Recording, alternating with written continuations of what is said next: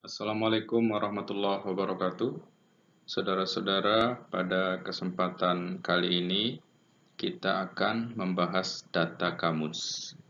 Hal-hal yang akan kita bahas di data kamus adalah perihal korpus, kemudian pembatasan dan pengumpulan korpus, serta prinsip-prinsip umum yang harus kita patuhi di dalam pengumpulan data kamus. Oleh karena itu, saudara-saudara diharapkan mencatat dengan baik sebagai bahan saudara-saudara dalam menyusun kamus bahasa daerah. Saudara-saudara, sumber data kamus kita sebut dengan korpus. Di dalam penelitian linguistik, korpus juga sangat berperan penting sebagai bahan dasar untuk diolah sedemikian rupa sehingga kita bisa mendapatkan data-data tertentu yang dapat membantu penelitian kita. Korpus bisa kita sebut sebagai kumpulan ujaran, baik tulis maupun lisan, yang dapat digunakan sebagai bahan data penelitian.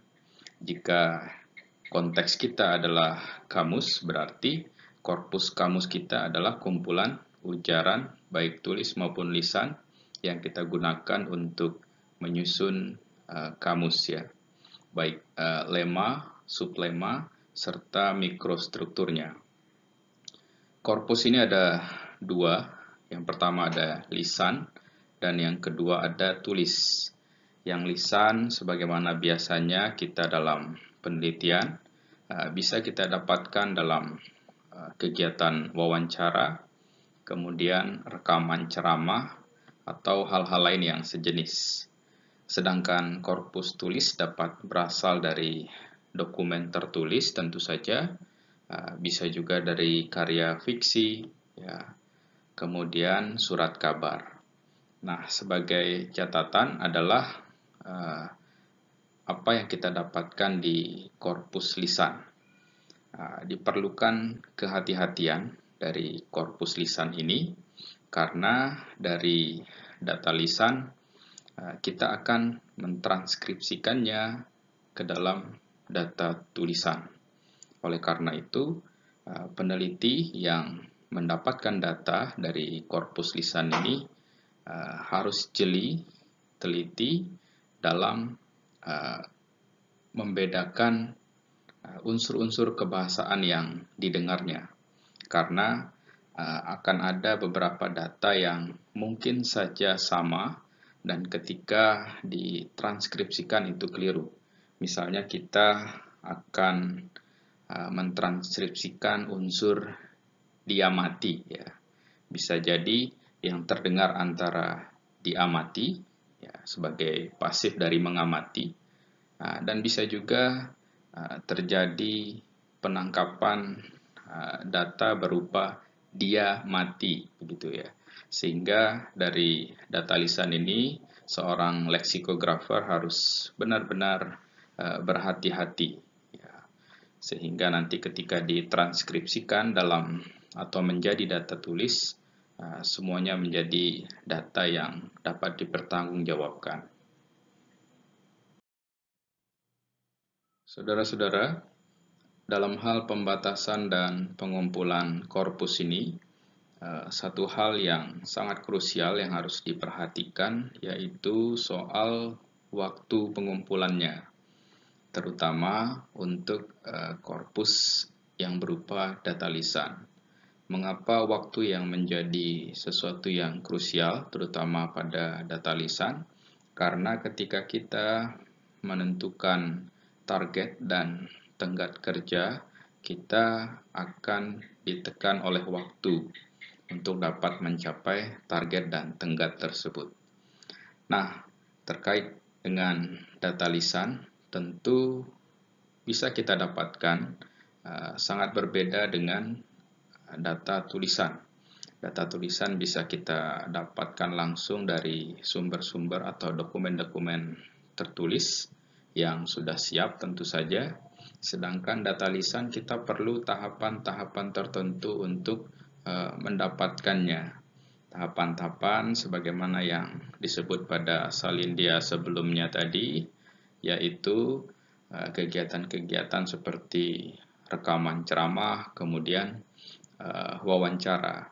Nah, kegiatan-kegiatan semacam itu tentu akan membutuhkan waktu untuk bisa melaksanakannya. Selanjutnya, saudara-saudara, istilah lain untuk korpus ya, baik dalam bentuk lisan dan tulisan, bisa kita sebut dengan domain ya. Jadi ke depan saudara-saudara juga bisa menggunakan istilah domain ini untuk menyebut korpus. Terakhir, pada pembatasan dan pengumpulan korpus ini, kemampuan mentranskripsi data oleh seorang leksikografer itu sangat ditekankan, terutama ketika data lisan yang didapatkannya itu akan diubah menjadi data tulisan. Hal-hal yang harus dikuasai, misalnya seorang leksikografer itu harus paham betul dunia fonologi, utamanya fonetik, misalnya dalam hal menguasai kode International Phonetic Alphabet ya, karena kita menggunakan kode-kode tersebut untuk bisa membedakan bunyi yang satu dengan bunyi yang lain, sehingga seorang linguis itu mampu menghadirkan penjelasan yang memudahkan pengguna atau pembaca nantinya dalam membedakan bagaimana menyebut atau melafalkan satu data dengan data lainnya. Selanjutnya kita masuk ke prinsip-prinsip pengumpulan data kamus. Ke depan akan dijelaskan 10 prinsip dan silakan dicatat untuk saudara-saudara pahami. Prinsip yang pertama adalah prinsip keaslian. Saudara-saudara perlu dicatat bahwa tidak semua lema dalam kamus itu tersusun dengan metode yang benar. Di antaranya, ya, meskipun tidak signifikan jumlahnya, ada beberapa lema yang diseleksi berdasarkan pengetahuan kebahasaan penyusun kamus, dan ini patut dihindari. Apa yang dimaksud dengan berdasarkan pengetahuan kebahasaan penyusun kamus atau seorang leksikografer? Dalam metode penelitian bahasa, misalnya kita mengenal metode introspeksi, yaitu metode yang memanfaatkan kemampuan linguistik penulis atau peneliti karena dia juga menguasai bahasa yang ditelitinya, sehingga dia bisa memunculkan data-data tertentu yang memang diinginkan oleh penelitiannya.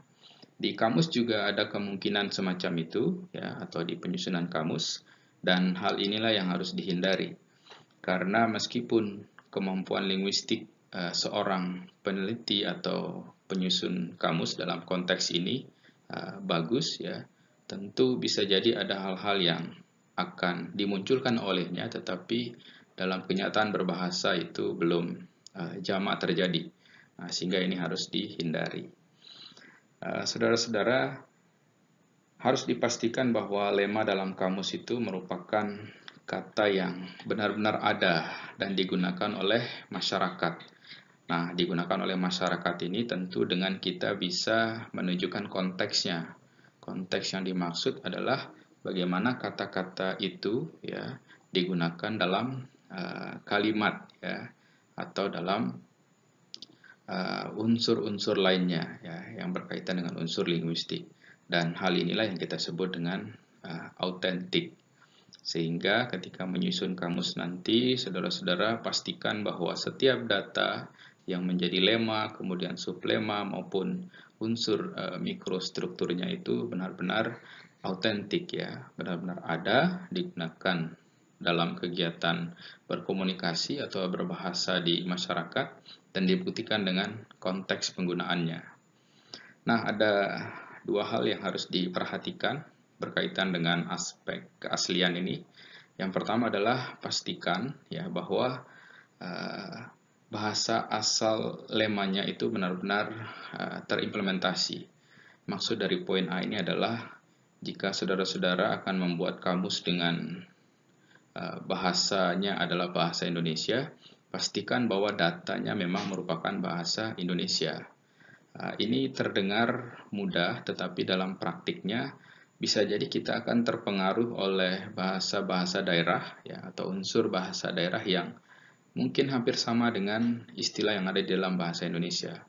Nah, kesamaan-kesamaan itu harus jeli dilihat oleh seorang leksikografer, sehingga pastikan ya, tentukan dan pastikan bahwa bahasanya memang bahasa yang digunakan untuk menyusun kamus tersebut atau asal lemanya ya. Kemudian poin B, menggunakan sumber independen atau tertulis, yaitu kamus. Sumber independen ini maksudnya adalah sumber tertulis. Nah, sumber tertulis yang dimaksud di sini adalah kamus. Saudara-saudara, dalam penyusunan kamus, bukan berarti kita akan melepaskan atau meninggalkan kamus yang sudah ada. Justru kamus yang sudah ada sebelumnya itu menjadi sumber pokok kita dalam penyusunan kamus yang berikutnya, atau yang sedang kita lakukan. Mengapa demikian? Nanti akan kita jelaskan juga, kita bahas juga pada bagian berikutnya bahwa hal-hal yang ada di dalam kamus, ya, dalam hal ini kamus sebelumnya tentu merupakan rekaman bahasa ya, atau realitas berbahasa masyarakat yang tentu sudah melalui tahapan-tahapan ya, seleksi data ya, sehingga pantas menjadi sebuah data di dalam kamus. Oleh karena itu, modal tersebut juga harus menjadi bagian penting untuk masukan kamus yang akan kita susun. Saudara-saudara, prinsip yang kedua dalam pengumpulan data kamus kita sebut dengan prinsip representatif. Nah, ada dua hal penting yang harus dipahami dalam prinsip representatif ini, yaitu suatu data disebut representatif apabila syarat dua hal ini terpenuhi. Yang pertama adalah data tersebut memiliki frekuensi penggunaan yang cukup tinggi oleh penuturnya. Jadi semakin tinggi frekuensi penggunaan kata ya di dalam kenyataan berbahasa sehari-hari oleh penutur, itu akan semakin representatif untuk dimasukkan ke dalam kamus. Dan cara untuk membantu kita dalam menganalisis frekuensi ini, kita mengenal istilah analisis konkordansi, yaitu kita bisa menganalisis kata-kata yang nanti akan didaftarkan, dan daftar itu berasal dari sejumlah teks atau dokumen tertentu. Nah, daftar kata-kata itulah nanti yang bisa kita lihat frekuensinya, mana yang tinggi dan mana yang rendah. Syarat yang kedua yaitu data tersebut tercantum di dalam kamus lain sebagai entry. Nah, inilah yang dimaksud pada penjelasan di Salindia sebelumnya, bahwa kamus sebelumnya atau kamus yang sudah ada atau hampir bersamaan dengan penyusunan kamus yang akan kita susun ini juga harus kita perhatikan data-data yang ada di dalamnya. Jika data yang akan kita gunakan sebagai bahan penyusunan kamus kita dan data tersebut juga ada di kamus sebelumnya atau kamus yang mungkin sedang disusun bersamaan, berarti data tersebut sudah memenuhi aspek representatif ya. Dengan demikian, silakan diperhatikan dua hal ini untuk memenuhi prinsip representatif dalam pengumpulan data kamus. Selanjutnya, prinsip ketiga yaitu ketercakupan. Maksud ketercakupan adalah keluasan rentangan penggunaan leksikon dalam berbagai konteks dan ragam. Artinya, data-data yang akan menjadi lema, sublema, ya, atau hal-hal lain di dalam kamus yang kita susun itu pastikan terrepresentasi dari berbagai konteks dan ragam. Misalnya kita mengenal istilah formal, non-formal, kemudian fiksi, non-fiksi. Artinya kita tidak hanya mengambil dari konteks ragam yang formal atau fiksi saja, tetapi juga kita harus mengakomodasi data-data yang dari ragam non-formal, ya non-fiksi, dan lain-lain. Nah, yang dimaksud dengan bagian ketercakupan ini dapat saudara-saudara lihat pada keterangan ragam dalam petunjuk penggunaan KBBI 5. Di sana ada beberapa ragam yang ada ya sebagai keterangan data yang ada di dalam KBBI, dan ragam itu secara langsung menunjukkan bahwa data yang ada di dalam KBBI sudah memenuhi prinsip ketercakupan, yaitu luasnya leksikon yang diakomodasi ya dari berbagai konteks dan ragam yang ada di dalam kenyataan berbahasa Indonesia.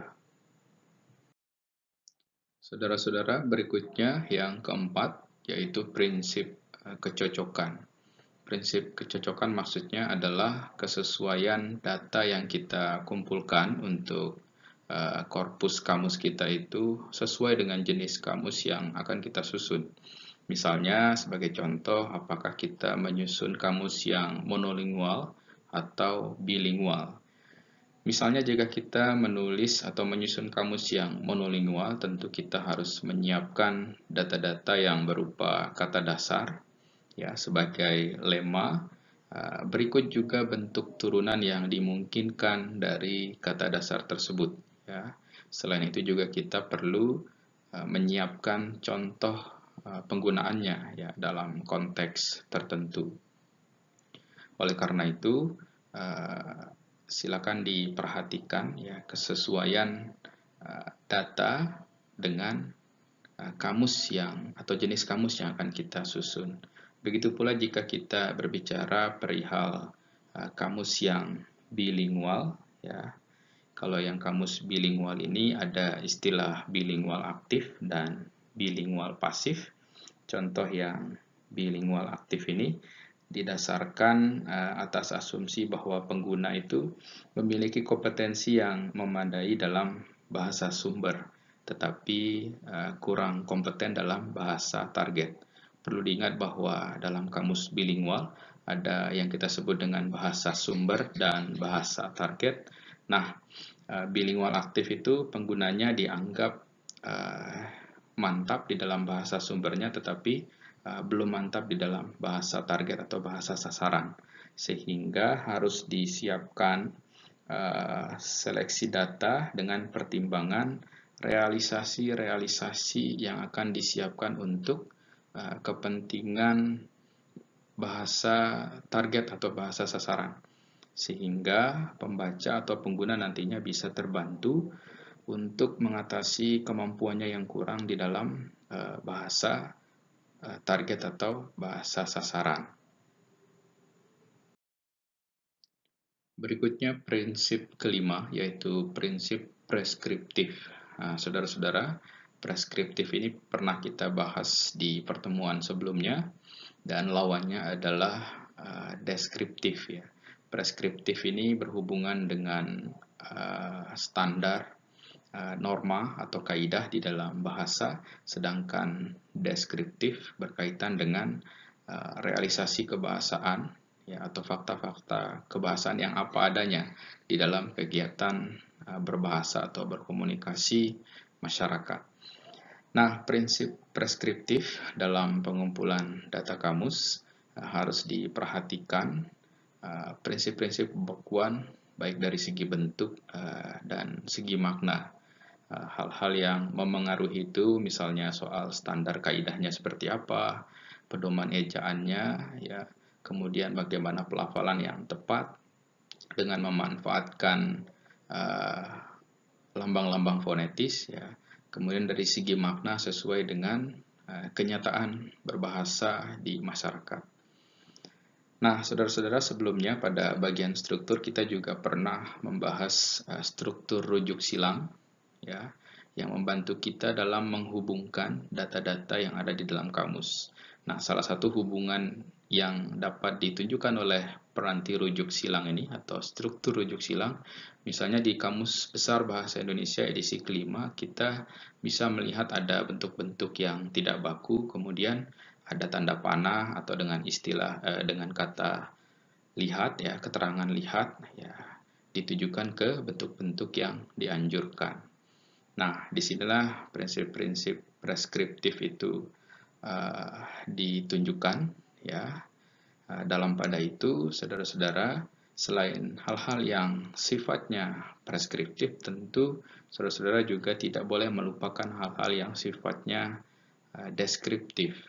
Ya, karena prinsip rujuk silang yang tadi dijelaskan membutuhkan dua hal tersebut sekaligus. Oleh karena itu, saudara-saudara perlu akomodasi ya, data-data baik lisan maupun tertulis, baik yang preskriptif maupun yang deskriptif. Nah, aspek preskriptif ini atau prinsip preskriptif ini tidak hanya menyangkut kata dasar, tetapi juga bentuk-bentuk turunan yang akan menjadi suplema kamus saudara-saudara. Misalnya kita ambil contoh dari afiksasi, ya, tentu saudara-saudara harus paham di dalam bahasa Indonesia bentuk yang benar itu seperti apa, yang sesuai kaidah itu seperti apa. Misalnya apakah antara memesona dan mempesona, ya, antara menyosialisasikan dan mensosialisasikan, atau mentransfer dan mentransfer. Nah, bentuk-bentuk yang benar atau sesuai kaidah tentu memesona, menyosialisasikan, dan mentransfer. Dan prinsip-prinsip atau kaidah-kaidahnya sudah saudara-saudara pelajari di bidang morfologi. Dengan demikian, saudara-saudara harus kuat betul dalam soal preskriptif ini. Begitu pula dalam perihal deskriptif sebagai pembanding data yang preskriptif. Selanjutnya, saudara-saudara, kita ke prinsip yang keenam, yaitu prinsip aspek sosial. Jika tadi kita membahas aspek norma bahasa, sekarang kita bahas aspek norma sosial. Artinya tidak hanya norma bahasa yang harus kita perhatikan dalam kegiatan mengakomodasi data-data yang ada di lapangan, tetapi juga norma sosial yang berlaku di masyarakat. Jadi seleksi data itu harus benar-benar mempertimbangkan aspek sosial, misalnya di bidang hukum, bidang budaya, ya, karena akan ada beberapa kata-kata yang sensitif, ya, yang berbeda sudut pandangnya, baik antara satu daerah dengan daerah yang lain, bisa juga antara satu agama dengan agama yang lain, bisa juga antara satu negara dengan negara yang lain. Ya. Misalnya kalau kita membahas paham-paham tertentu yang mungkin terbiasa dipahami di negara tertentu, tetapi di negara lain yang tidak menganut paham tersebut, itu mungkin akan menjadi sesuatu yang lain begitu. Nah, saudara-saudara, aspek sosial ini tentu harus juga menjadi hal yang penting pada kamus bilingual, karena kamus bilingual ini mencakup dua bahasa sekaligus, artinya akan ada dua latar belakang budaya, bisa jadi dua latar belakang agama, dua latar belakang hukum yang berbeda antara bahasa sumber dan bahasa sasaran. Oleh karena itu, seorang leksikografer perlu menekankan prinsip kehati-hatian dalam menjelaskan ya data tersebut di dalam kamusnya. Berikutnya, aspek waktu merupakan prinsip yang ketujuh. Saudara-saudara, dalam aspek waktu ini kita mengetahui bahwa data kamus itu akan terdiri atas kata-kata yang lama atau biasa kita labeli dengan arkais, terutama di KBBI 5, dan kata-kata baru. Ya. Pemasukan kata baru di dalam kamus tentu tidak boleh melupakan kata-kata yang lama, agar kita bisa ketahui proses perkembangannya ya, atau proses perubahannya. Sehingga ketika menyusun kamus, saudara-saudara perhatikan betul bentuk-bentuk yang arkais, ya, itu jangan dilupakan. Utamanya ketika bentuk-bentuk tersebut ada bentuk barunya, ya, ada hubungannya dengan bentuk yang muncul berikutnya, dan akan lebih baik lagi jika dapat dijelaskan bagaimana hubungan di antara keduanya, sehingga jelas ya proses perubahannya seperti apa. Saudara-saudara, sebagai seorang leksikografer, utamanya dalam mengakomodasi kata-kata yang baru, seorang leksikografer itu harus peka ya, karena dinamika bahasa itu tidak akan pernah terhenti ya, bahkan dalam waktu singkat pasti akan ada hal-hal yang baru, dan apapun itu ya, itu akan menjadi korpus yang baik bagi seorang leksikografer. Saudara-saudara, kita lanjut ke prinsip yang ke-8, yaitu aspek geografis. Pada aspek geografis ini, saudara-saudara perlu memahami kata-kata yang mencerminkan dialek tertentu, ya, atau wilayah pakai tertentu. Ya. Jadi perlu kita perhatikan dalam kegiatan mengoleksi dan menyeleksi data kamus kita. Nah, wilayah pakai itu kalau di dalam KBBI 5 akan ada keterangan-keterangan asal ya data tersebut digunakan. Ya, misalnya akan ada label JW misalnya untuk Jawa ya, kemudian label-label yang lain yang bisa saudara lihat di petunjuk penggunaan KBBI 5.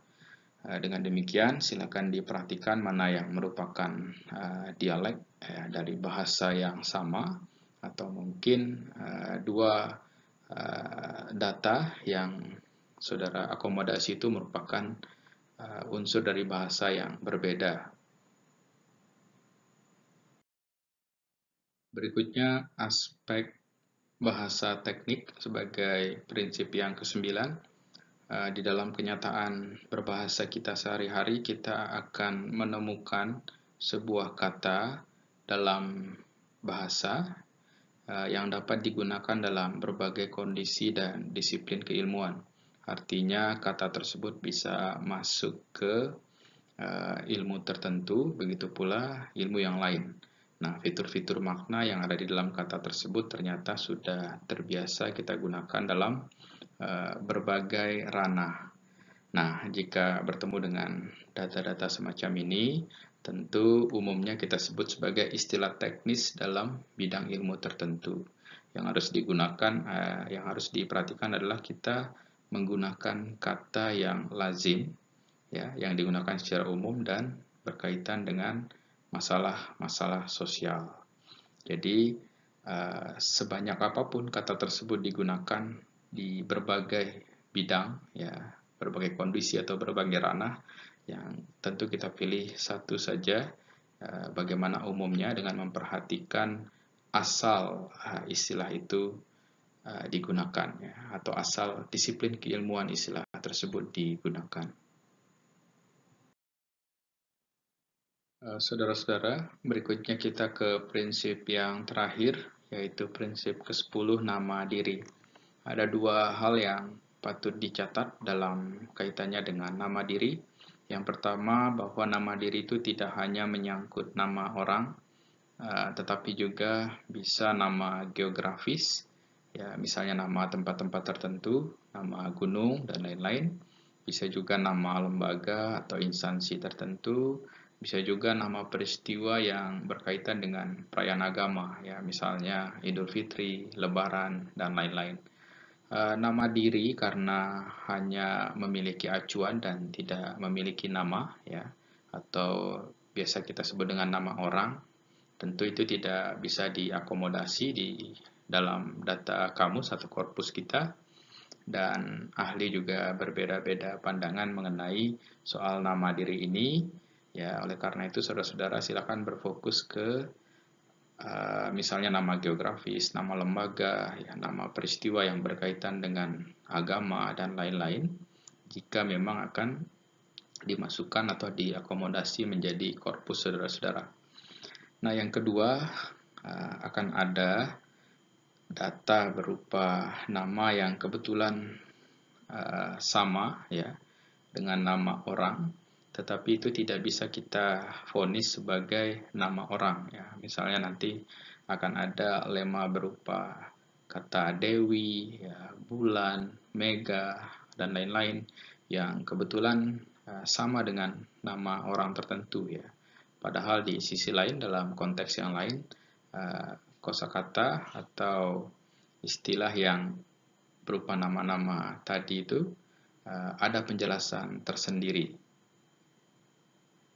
Oleh karena itu, saudara-saudara diharapkan betul-betul berhati-hati dalam mengakomodasi korpus semacam ini di pengumpulan data kamus saudara-saudara. Baik, saudara-saudara, terakhir kita akan membahas kutipan ya dalam rangka mengumpulkan data kamus kita.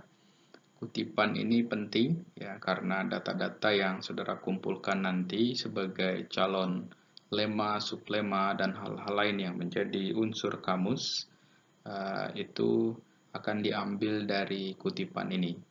Nah, yang disebut dengan kutipan itu adalah kartu data ya dalam bentuk kotak, yang di dalam kotak itu nanti akan ada unsur-unsur tertentu yang menjadi dasar kita ya, yang menjadi bahan kita dalam penyusunan data kamus.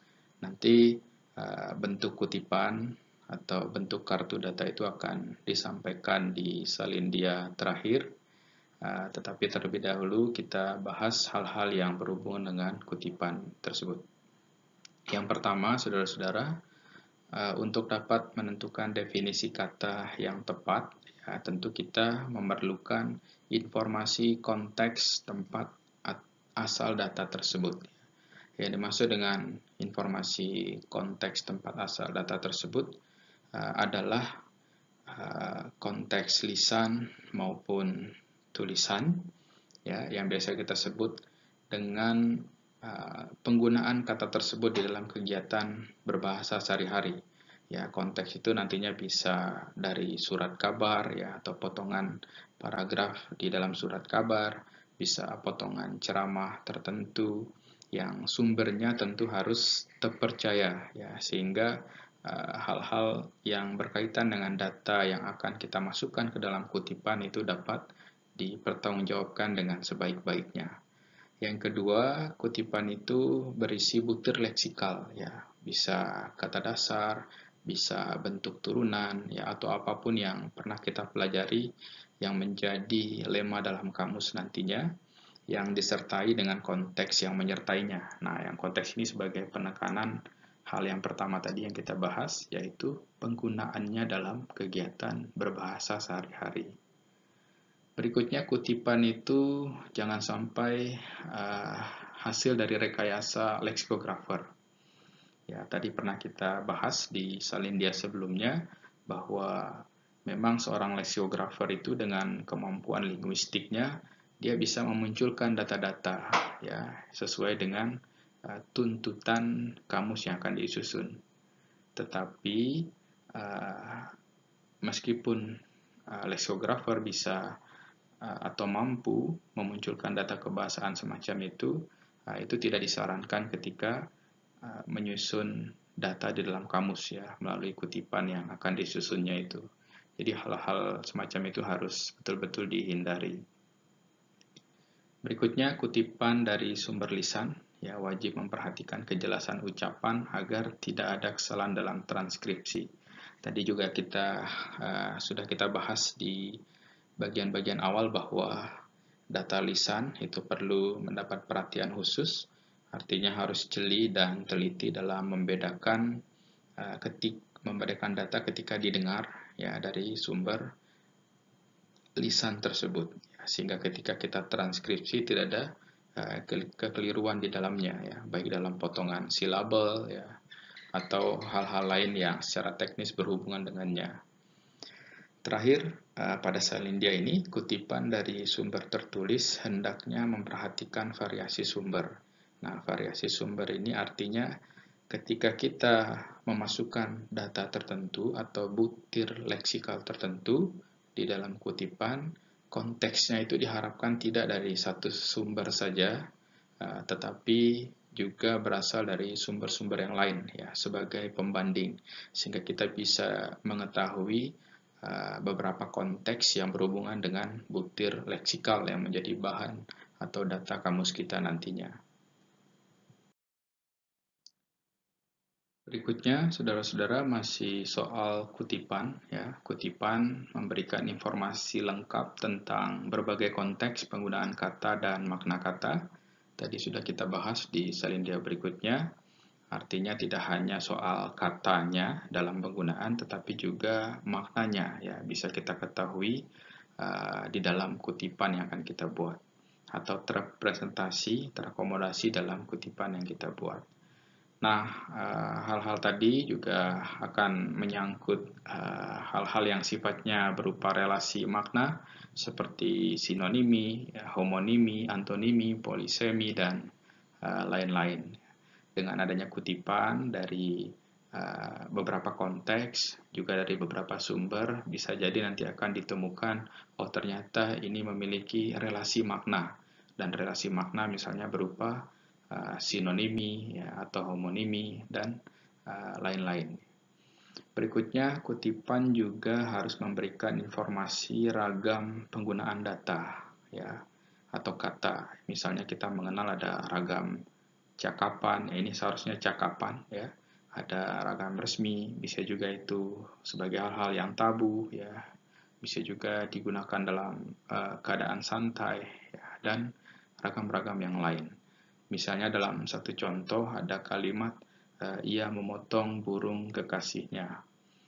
Burung dalam kalimat ini tentu akan mengacu pada dua hal, bisa hal yang sifatnya denotatif ya, yaitu makna aslinya berupa burung, hewan begitu, atau bisa juga mengacu ke makna figuratifnya ya, yang bukan makna denotatif ya, alias makna konotatifnya. Nah, konteks yang akan dihadirkan di dalam kutipan akan betul-betul membantu kita dalam menentukan apakah burung ini merupakan burung yang makna denotatif atau makna yang konotatif.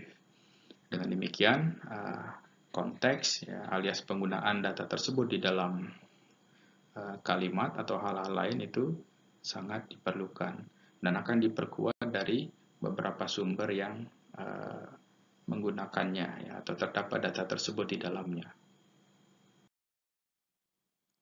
Nah, saudara-saudara, sebagai bagian akhir dari penjelasan kutipan, perlu dicatat juga bahwa akan ada data-data berupa bentuk leksikal khusus yang biasa kita sebut dengan istilah-istilah khusus dalam bidang ilmu tertentu. Dan jika kita dihadapkan dengan kenyataan seperti itu, di dalam kutipan yang akan kita buat atau kartu data yang akan kita buat, data tersebut ya harus kita ambil ya dari bidang ilmu asal kata itu digunakan. Misalnya ada kata amputasi yang tentu asalnya dari bidang kedokteran ya, karena kata amputasi ini juga digunakan di bidang-bidang yang lain.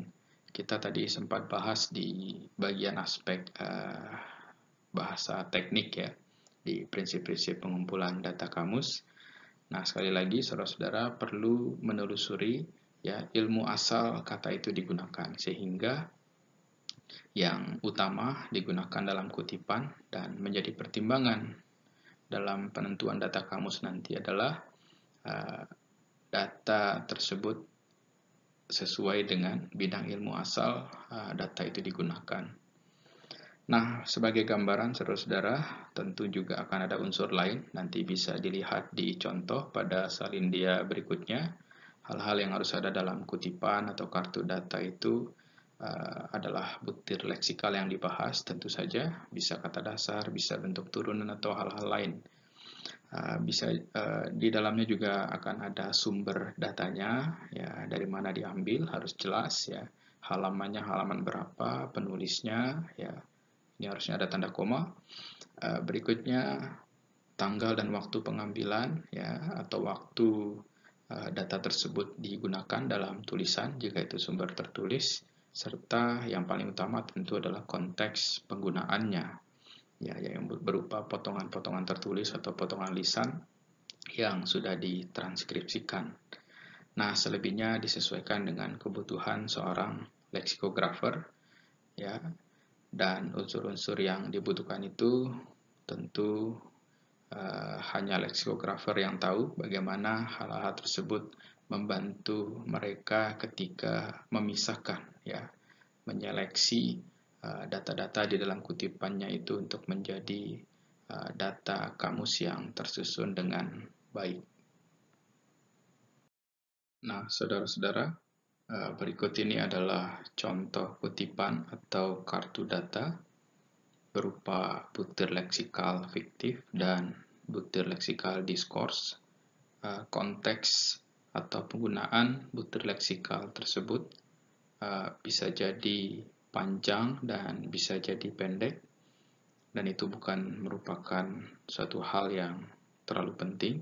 Yang pasti, yang penting adalah saudara-saudara harus konsisten dalam menghadirkan konteks penggunaan butir leksikal, sehingga ketika kita akan menafsirkan butir leksikal tersebut dalam makna beserta fitur-fitur maknanya dalam mikrostruktur kamus nantinya, kita tidak akan dihadapkan dengan kekeliruan karena konteks yang dihadirkan konsisten, utuh, dan lengkap.